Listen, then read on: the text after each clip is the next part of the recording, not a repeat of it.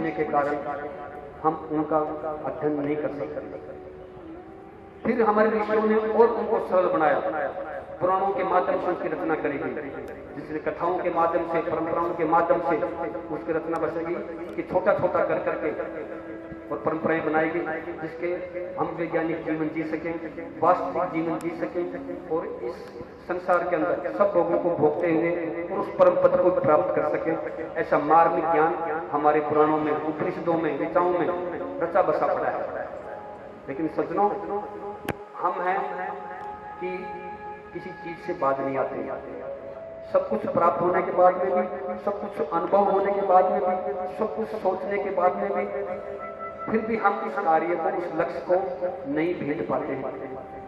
तो ये हमारे कर्मों के अंदर कमी है। लेकिन इसकी पूर्ति के लिए इस सृष्टि के अंदर संत महात्माएं, साधु संत जो त्याग तपस्या करके, अपनी मेहनत करके और अपने आशीर्वाद स्वरूप लोगों का भला करते हैं, और हम उनकी शरण में जाकर के हम अपने आप को साधने का प्रयास करते हैं। कहा गया उत्तम जीवन तो मिल गया मनुष्य में आकर के, क्या सब कुछ हमारे जीवन में उत्तम हो जाएगा? सदनों, ऐसा नहीं है। इसके लिए हमें मेहनत करनी पड़ेगी। यदि ये हमारे अंदर नहीं है तो फिर व्यर्थ है इस मनुष्य योनि में आना। तो सदनों, हमें आप सबको ये महान योनि प्राप्त हुई है तो कुछ करने के लिए हुई है, कुछ प्राप्त करने के लिए हुई है, कुछ अच्छे बड़े बड़े सत्कर्म करने के लिए हुई है, और हमें ये अवसर नहीं चूकना चाहिए।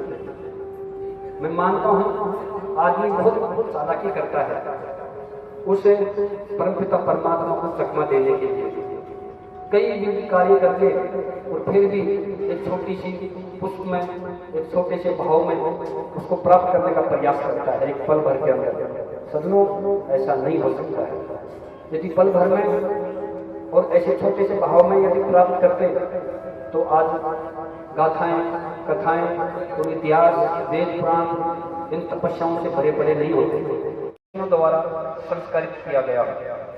ऐसी महान सनातन संस्कृति जिसमें की और कोई संस्कृति नहीं है, वो है सनातन संस्कृति, हमारे सनातन हिंदू धर्म की संस्कृति, जो आप हम सब इस महान संस्कृति के अंदर एक स्वर्णिम काल प्राप्त करके अरे मनुष्य ने प्राप्त करी है।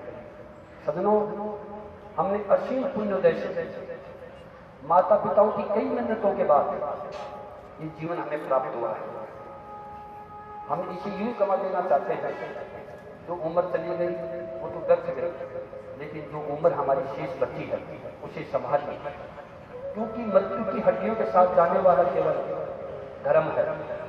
जिन भौतिक संसाधनों को हम एकत्रित करते और फूले नहीं समाते हैं, वो हमारे साथ जाने वाले नहीं हैं, उनको यहीं छोड़कर जाना पड़ेगा। ये सिर्फ एक जीवन निर्वहन के लिए साधन है, जो हर जीव इस पृथ्वी लोक पर इस सृष्टि में आकर के और सभी करते हैं। ऐसा नहीं आप हम सब कुछ अलग कर रहे हैं, हम कुछ अलग इकट्ठा कर रहे हैं, किसी चीज के लिए इकट्ठा कर रहे हैं, नहीं, सिर्फ इस शरीर के लिए इकट्ठा कर रहे हैं। तो शरीर के लिए तो सभी जीव हैं, लेकिन परमात्मा ने इस मनुष्य मन को अलग कुछ इकट्ठा करने के लिए ये जीवन दिया है, कुछ अलग इस जीवन में रह करके एकत्रित करने के लिए साधन ये जीवन दिया है। लेकिन हम उन भौतिक संसाधनों में अपने दिल और दिमाग को फंसाए रखते हैं, उससे बाहर नहीं निकल पाते और हम ये जीवन ऐसे ही व्यर्थ गंवा देते हैं। सजनों, ये जीवन खाने पीने ये सजोने के लिए नहीं मिला है, अपितु परमात्मा को छोड़कर अपने कर्मों का क्षय कर आत्मा को परमात्मा बनाने के लिए। लेकिन विशेष इस भारत की भूमि में जन्म लेने वालों के लिए विशेष स्वर्णिम काल और स्वर्णिम समय होता है कि अपने जीवन का इस तपोभूमि में आकर के उद्धार कर सके।